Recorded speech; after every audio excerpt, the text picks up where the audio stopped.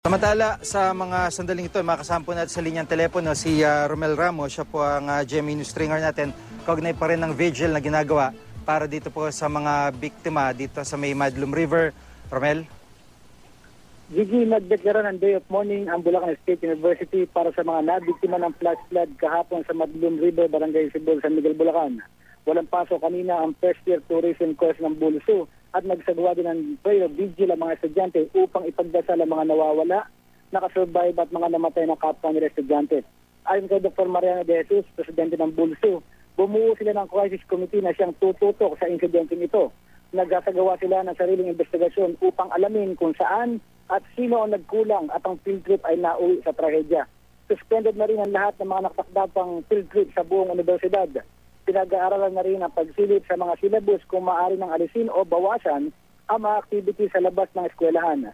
Bibigyan din ng stress debriefing ang mga nakasurvive ng mga estudyante.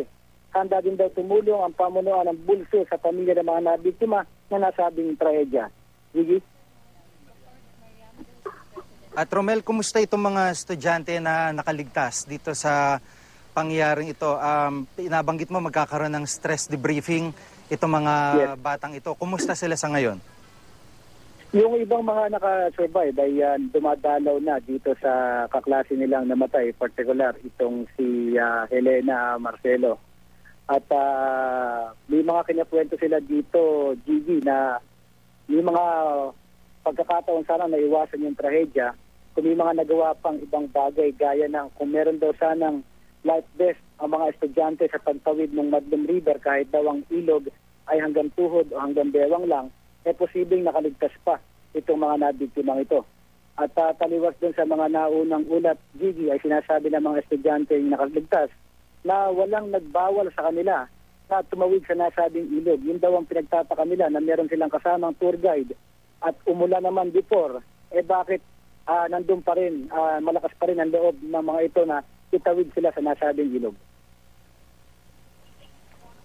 Sige? Oo, Romel, itong mga magulang nitong mga batang ito, nagkaroon ka ba ng pagkakataon na makausap din?